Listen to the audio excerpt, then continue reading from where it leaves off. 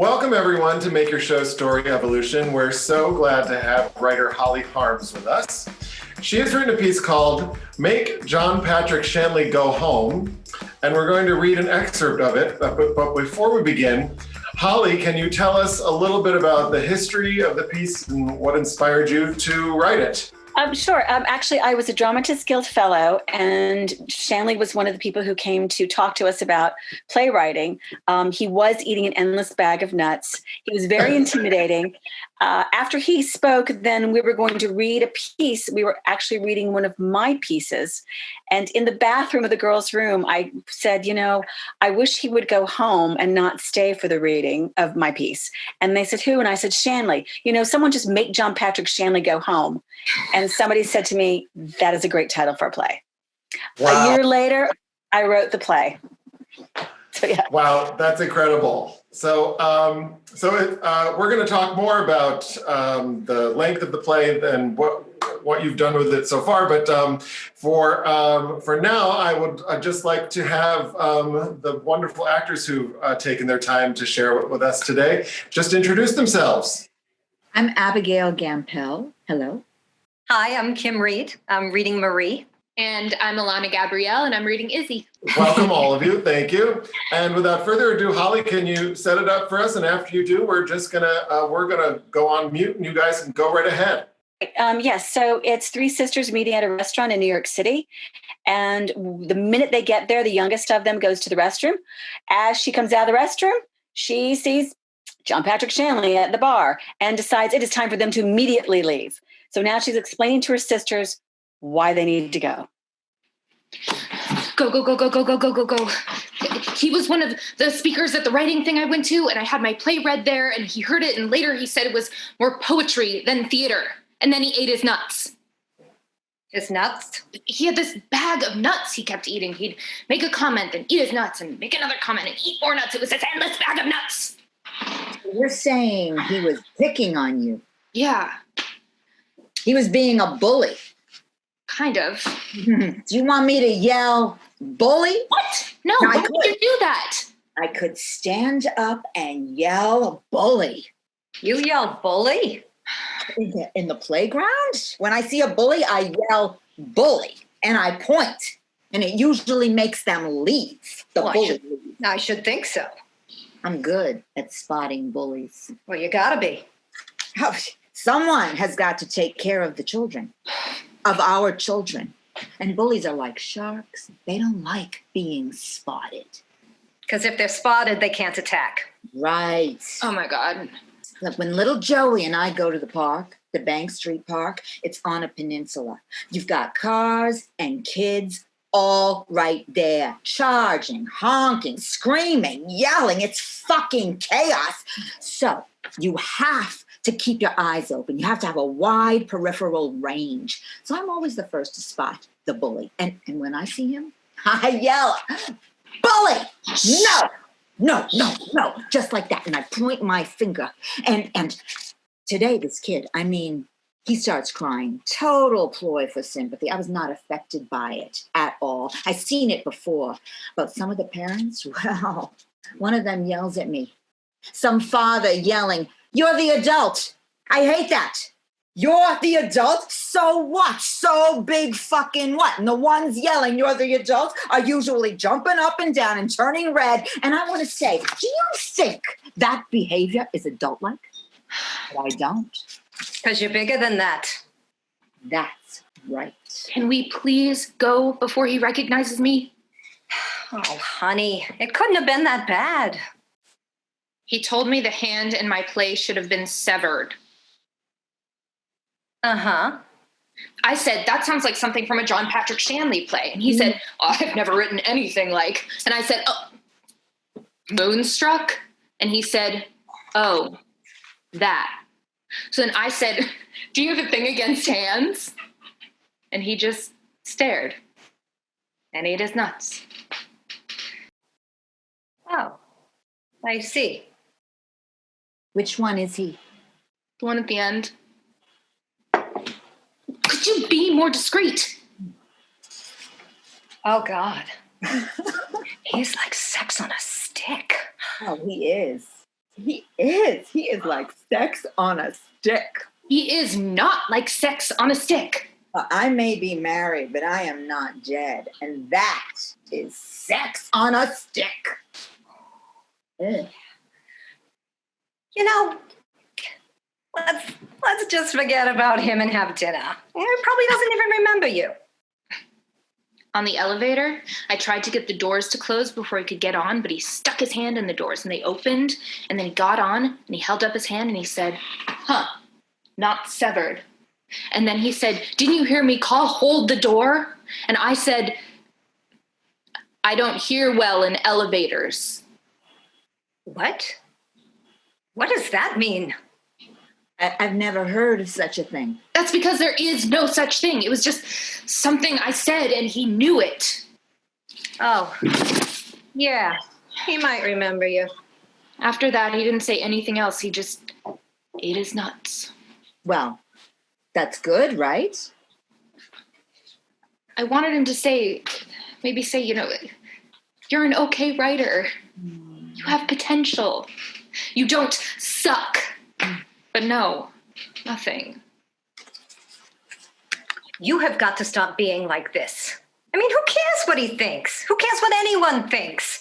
He's just some guy, some writer, sex on a stick guy. I mean, and there are tons of those. I mean, this is New York, for God's sakes. Absolutely. Oh, you have got to stomp your feet. You've got to put them down and say, I am here. I do not care what anyone thinks. Yeah. Stomp them. Stomp them. Stomp. Stomp. Stomp. Stomp. Stomp. You gotta make some noise. Noise. Like us. Yeah, of course. It's us. We're identical. Right down to our choice in underwear. Oh, God. Oh, it's true. So true. What are you talking about? It's twin talk. You wouldn't understand. Yeah. Twin talk. You're not twins. Huh. We're Irish twins. Then you would have had to have been born in the same year. Close enough. You're 3 years apart. Who's counting? Yeah. Who's counting? For the love of God, can we go?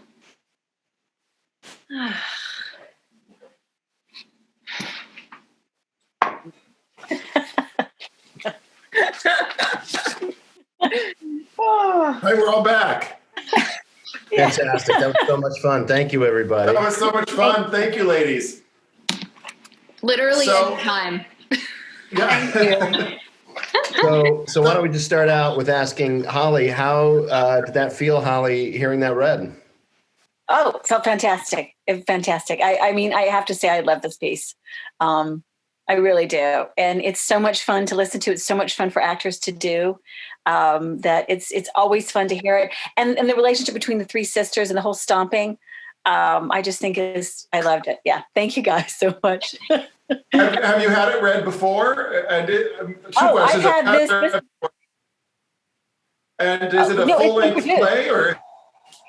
It's a one act. It's about a 15-minute one act, and it's been produced. Actually, the first time it was done, Ilana played Izzy in it at a restaurant in Long Island City. And Oh, wonderful. yeah, it's since been, it's Smith and Kraft, the 50 best one acts. It's in that compilation. And it was just done in Los Angeles a couple of years ago, and Kim Reed went to go see it at a high school that did it there. Oh my gosh, So, how yeah. fun. It's had a history for sure. That's great. Is it a story that you ever thought of making longer into a full length, or might it have legs beyond the 15 minutes? It might have legs beyond the 15 minutes, but I haven't really thought of it. I have actually thought of it as a short film. Though it's different than most. It's very talky, but it's one location, a restaurant. So I have thought of it like that, and not a full length. I think this is exactly how long it should be for these sisters. They might have another story with them, I think, but it's not this story. Sure. Well, I mean, obviously, it's intended to be a little bit longer, and That's certainly the feeling I got reading it and then having it read like this. You just want more of these characters and their relationship. Can we just ask the actors to kind of tell us how it felt to read? Ilana, you obviously already have experience with this role in this piece, but how did it feel today reading? It was really fun. I actually I reread the full play this morning and kind of flashed back to where I was in my life at that moment compared to now, because it was a few years ago now and in a totally different phase of life. And I think I was more like Izzy then than I am now. So it was kind of fun to like step backwards in time into like her and who I was at that time.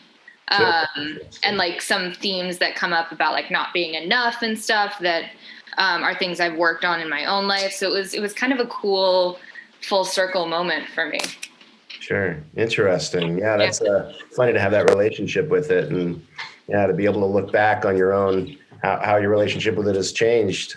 Kim, how did it feel for you reading today? Oh, it's a blast. I love Holli's writing. I've loved like everything she's written, and there's something that she just captures an individuality in the characters, and yet still there's a camaraderie that happens. I'm very close to my sisters, so I kind of related to this piece.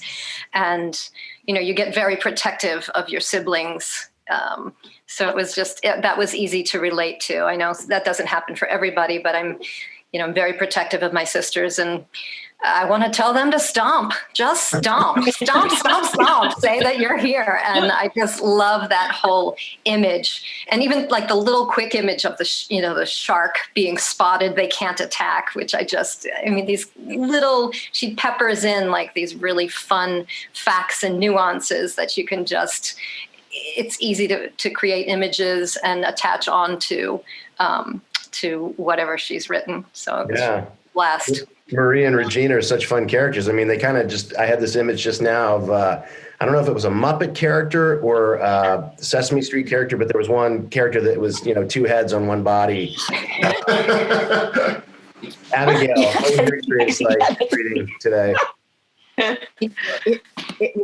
This read that we just did was so fun. Yeah. It just felt like, and it's interesting in 5 pages because Regina, my behavior as Regina is a little bit, it's a little bit non-introspective in a way. Just me, not. But I love how quickly then there's forgiveness. There's a kind of stomping, and there's also a kind of deep sweetness within 5 pages. So you see the humanity. It's very interesting. Yeah. So to spend more time and really be able to get to the subtleties would be super fun. There's so much. I personally love the idea that I go to the park, the Bank Street Park, and I can just see Holly on Bank Street where Hudson meets Bleecker, and yet I'm supposed to be in the midst of Long Island. And I just love that, that kind of specification that then becomes this other thing entirely. So, I enjoyed it thoroughly. Yeah, it's got a combination of those real specific details, but in a kind of fantastical mixing and melding. And what do you mean they're twins? What are we talking about here? They're not twins. So I like that kind of fun. It keeps you a little off balance. And we're obviously going to talk about how we could take this piece and translate it into something that would be for on camera. And Holly, it sounds like you've already really done some thinking about that. Not a lot, actually, not a lot. I had thought about it when we originally did it and just thought, I wonder how to do this, because it is talk. Yeah. And it would be a short film, and short films, tend to not be so much dialogue. So how exactly to do it, we'd have to stretch it out, I think, a bit. For us to see each one of them getting ready, going down, making their way to the restaurant, the twins, oh, we're in the same outfit. Look at us. Oh my God, we're so cute. And Izzy, who has also had a problem with her boyfriend. So she's had her sisters come and meet her because she's already in a horrible place. Then there's Shanley at the bar. It's just like, It's not her day. It's not her night at all. Well, during the monologue of the bully monologue, I was thinking, well, that it's a perfect opportunity to like actually show it. And then the instance with her, with meeting John Patrick Shanley, and then this brings up the topic of it. Could you ever get John Patrick Shanley to be in your film? To actually show that instance of her meeting him and then the elevator. And so and some of it could be done in my mind. I was thinking, oh, maybe it's in voiceover, but we're like seeing this thing happen. And she interjects the actual dialogue that she said to him. And then I thought, well, if they could get John Patrick Shanley, that'd be incredible. But if not, how might you shoot it? Well, when we did it, the play at Eating Series with Ilana, we actually had an actor who from the back was the same height and hair of Shanley, so he kept his back to the audience the whole time, and just looked at her very brief from the side. Really, no one saw him. So that's all you did see. So you could do it that. I know Shanley does know about this. I don't know if he's ever read it, but I know that someone who knows him said, "Oh yeah, no, he knows about this." It's like, wow, that's exciting. That's very and he might show. I mean, he's the kind of guy he might be like, "Yeah, sure, let's do it." But I like that idea of actually. I like the idea of the voiceover a lot, and we see her even saying it as she's mouthing it. I would love that. Are there other monologues? I love your monologues, first of all, but are there other monologues you've written for the other women in the piece? Well, there's another monologue that Ilana has about her boyfriend. They were in the bed. They had sex. The twins are like, "Do you mean sex?" Like, "Oh God, yes, sex." But there's a dead bird under the bed. And Ilana's character realizes that the window was open and they never opened the window. And she finds out that the boyfriend had someone there while she was away. Oh, wow. Well, and that all sounds very visual. Yeah. Yeah. So the next morning he sleeps on the couch, and when she wakes up, he's gone. So this is the morning that he's gone. And a dead bird under more to this story than what this excerpt has obviously given us. So yeah. Yeah, very rich. Holli Harm is very rich in her writing. And Kim's character really has, she's all about, the stomping. It becomes very important to her to teach her sister how to stomp, that you need this. It's an important thing to put your foot down and stomp. Well, if we just took what we have, the pages that we just read, obviously it sounds like there's a lot of possibilities and interesting things we could do with the other material that we didn't hear today. But just using the pages that we heard today, again, the main challenge being taking something that's written for the stage and adapting it is how do we make it visual? Obviously, there are a lot of choices too. If you're going to try to produce something yourself, do we have a restaurant? Do you know someone that has access to a restaurant where you could film? If so, is it going to be something that works for this piece? Is it going to actually maybe require you, or not require, but prompt you to change something about your piece based on the location you can get? That's something that we talk a lot about when we're working with people that want to adapt something, or even just to create something from scratch, starting with the assets that you have available to you. Jason's idea of taking some of the things that these characters are talking about and showing them on screen, I think is a great place to start. But then the other thing that I think, again, only having these few pages and not knowing where your story really goes, it's kind of a convention of a short film to have a beginning, a middle, and an end, but the end is a twist. It's kind of like a joke. It's like a setup, punchline kind of format. We don't know, obviously, not having seen the rest of the piece, if your whole piece has that in it. I had an idea. It just kind of popped into my head. Again, no bad ideas in a brainstorm. And maybe you already thought of this and it's in your piece, but what if it's not actually John Patrick Shanley in the bar? Oh. I was just saying it would be funny, I thought, if after all this angst and the fighting, and you learn so much about these sisters and their relationship, and Izzy's reliving this traumatic experience that was, really making her question her identity and her, self-esteem. And turns out it was all for naught. It was a mistake. Oops. Actually, it is. That actually could work because at the very end, Abigail's character does. Izzy goes up to him and says, Mr. Shanley, do you remember me? And he puts his hand up is all that we see him do.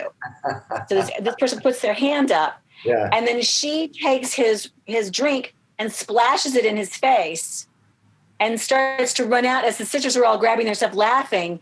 And Abigail runs out, comes back in and yells, bully, and then runs back out. And they're laughing hysterically. Wow. But he doesn't have to put his hand up. He could just look at her and her just decide to splash it in the face. And there could be, someone going, what the? Yeah. You get one more laugh out of it.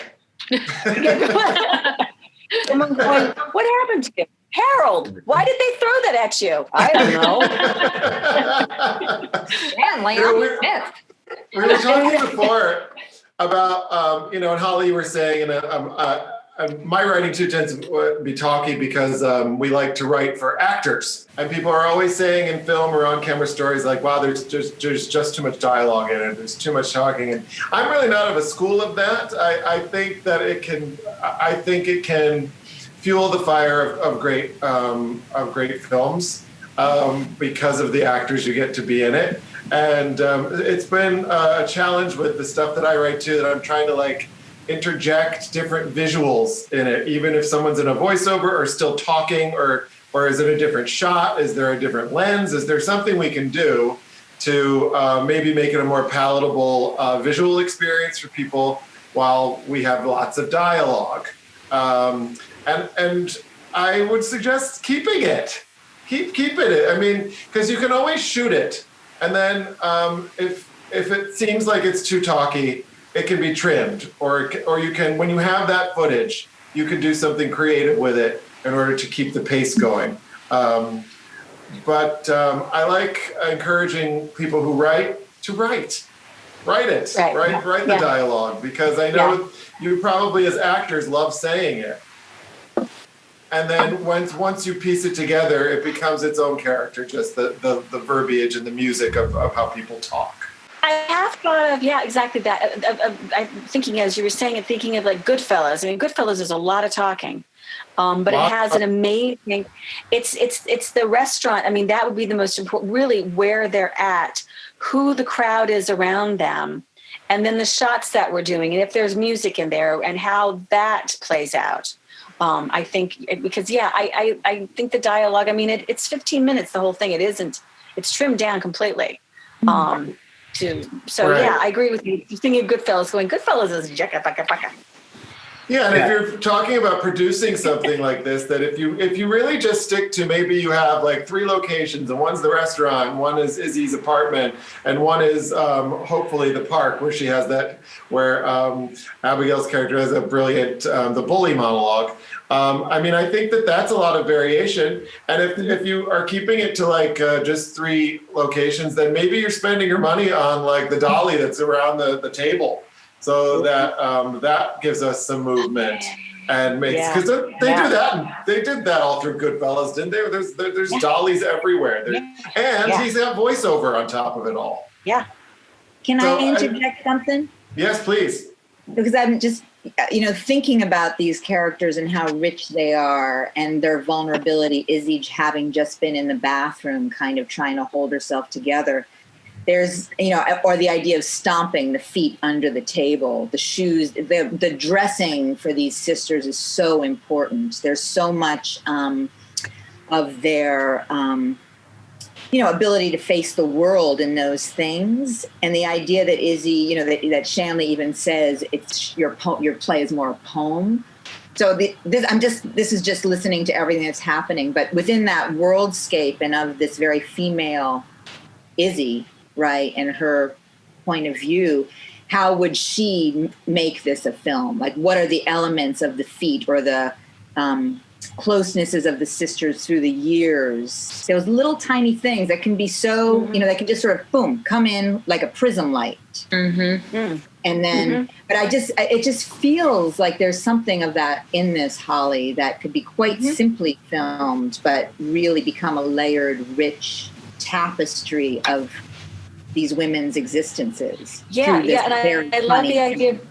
I love the idea of even we just see them walking in and we see the shoes and the feet, and we get an idea by shoes. We see two pairs of shoes that are a little the same kind of, and then a whole different thing but with them, and just that in and of itself gives us this detail of these characters. I love that. Yeah, little things like that. And you definitely see insert of the feet under the table stomping, singularly and together. And, you definitely see that insert happening. And even as kids, right?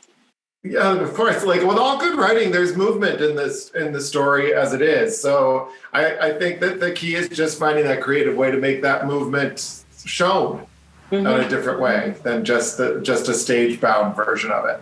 I having done it in the kind of immersive in a restaurant with the guy at the bar going to the bathroom, coming back and everything, it worked so well in that space that I feel like it would translate really beautifully to film, because it would be as if you had been dropped into the immersive version of the play.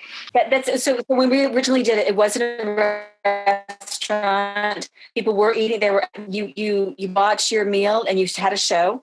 So people were actually sitting around. The actors had one table sitting in the middle. Everyone faced them, and they moved around the audience. Not too much for this one, but she does run away, and they do splash water, and a couple of audience members. So we were in a restaurant.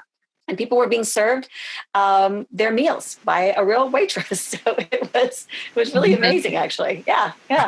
Unfortunately, so that restaurant closed. We know it can work. And unfortunately, the restaurant closed, and this was prior to all that's been going on, which is why the whole series of shows going on there didn't stop happening. But yeah, it could easily work. And it really is. But again, the restaurant that we were doing it at was the perfect restaurant for it.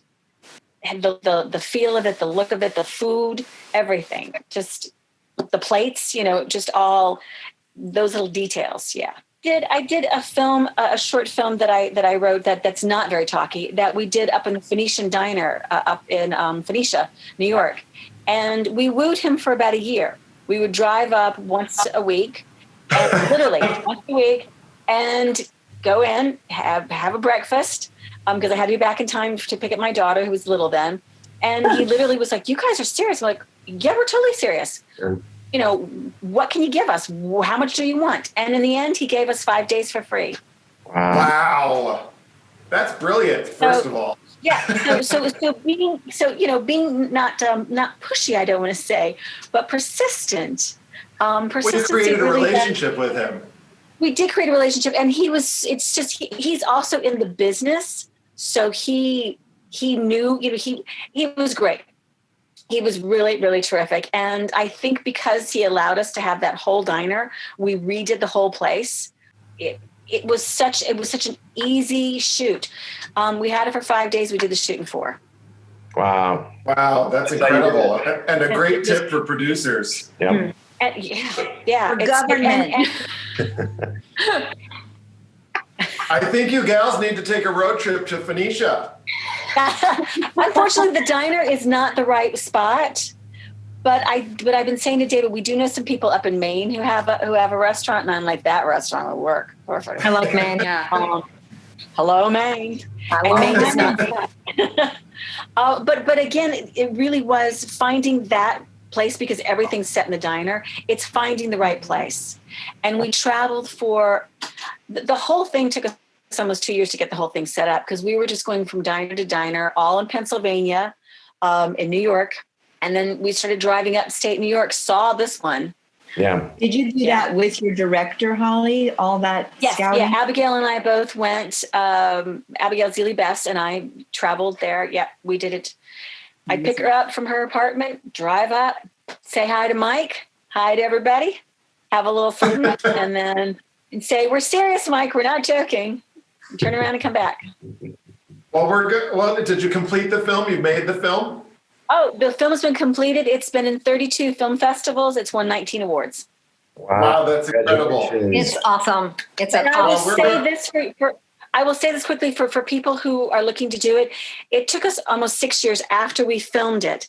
The CGI, the music, we were just looking for the right people, didn't have a lot of money to spend.